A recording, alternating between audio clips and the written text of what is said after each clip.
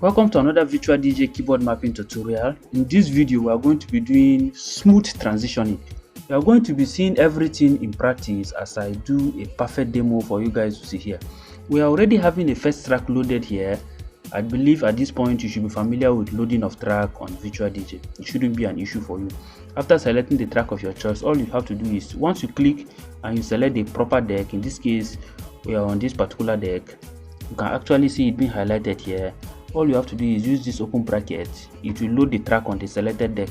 You are done. The same thing if you toggle to this other deck by using the tabs button here, which is at this extreme end. It will switch to this other deck.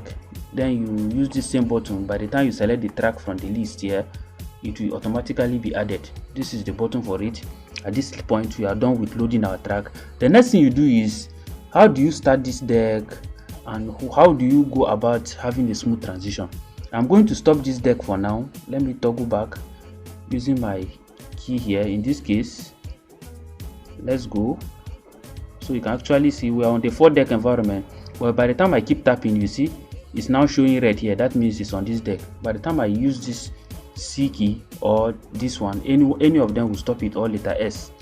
So let's just click this one. It has stopped it. So at this level, our track is well loaded. We are going to start it and we are going to do the smooth transitioning from this deck to this first deck live now for you guys to see. Just pay close attention to the movement. These are the things we are going to be doing. We are not going to be doing any scratch in this particular video, just simple drops. Remember, I have said severally that counting of beat is very important. If you cannot count beat, please check the videos where I explain the concept of counting of beat, because this is what will really help you in this aspect, because you need to be able to set your cue point perfectly. You can see my cue point is perfectly being set. Let me remove it. Let me remove it for you guys to see. You can actually see the tip. It's actually on this particular point. Then you go with your control 1 for the first deck. The same thing on the second deck, this other deck. By the time I tap, you see it's on the blue color, which is showing that it's on this deck, and it's also showing the blue here. So at this level, I'm on this same, you can see the sharp point, which is on the first point of the beat. So I'm toggle back again.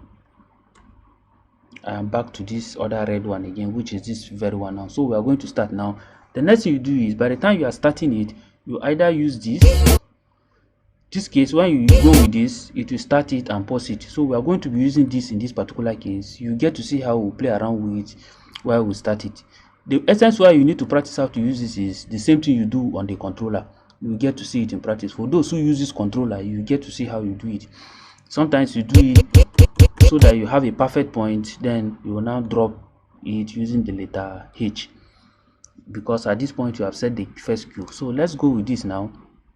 No any complex stuff, only this, and then control backward space, this slash, backward slash, and then our letter Y to fade out the track. So pay close attention. We are starting now. So let's go back.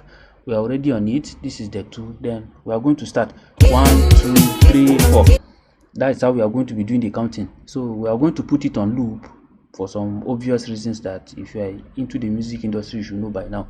So let's go 1 2 3 4, 1 2 3 4, 1 2 3 4, 1 2 3 4. So at this point we are on the 8th beat. That is why we are counting this 4, and it's constantly going forward and backward.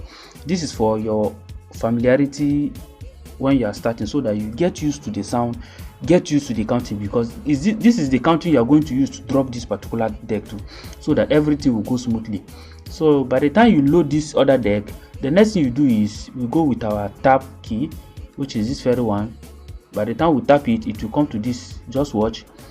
Once this blue is highlighted, it means we are now on this deck. The next thing we'll do is we'll now go with shift space like this. You hold the shift and you tap it once. Once we tap it, the BPM will be synchronized. You can see they are on the same level now. So since our cue point is perfectly being set, all you have to do is you will now go. I'm going to put the volume full. Just take notes and you get to see what I will do. By the time you tap on this, it will automatically bring the new track on this, just like this. 1 2 3 4, 1 2 3 4, 1 2 3. So at this level, you see that everything is perfectly smooth and both of them are going smoothly. I'm going to put the volume in full, then I'm going to be fading out gradually using this and then the Ctrl Y. Just watch.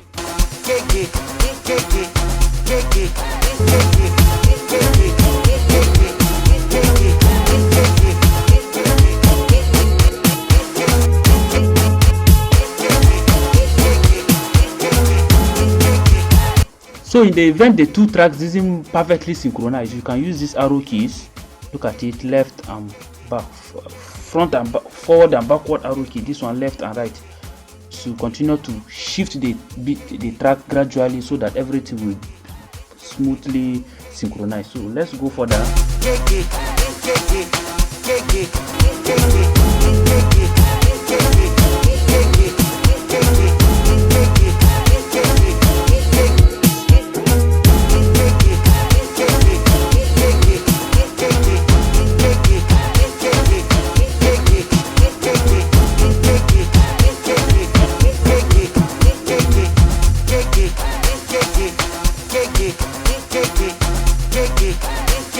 So you can see how I've been able to successfully move from this deck to this deck with ease. All we did was, after starting this first deck, we now came to this other deck and started. By the time we start it, we'll now move our selector to this very deck. Remember, just the way you are moving your hand, this taps button takes care of playing the role of selector. By the time you return to this other deck, the next thing you do is you go with Ctrl backward slash so that it fade out the lower frequency. Then we keep tapping on the letter Y continuously until the whole sound goes off. As you are tapping on the letter Y, you get to see the movement of this, as well as when you go up here to the mixer, you get to see the movement of this. It's going to be showing you on the screen as you are tapping on it. Just watch, you can see. So you can see it's gradually fading it gradually so that everything will go smoothly. I believe you got the entire concept now. So see you guys in my next video. Thank you once again.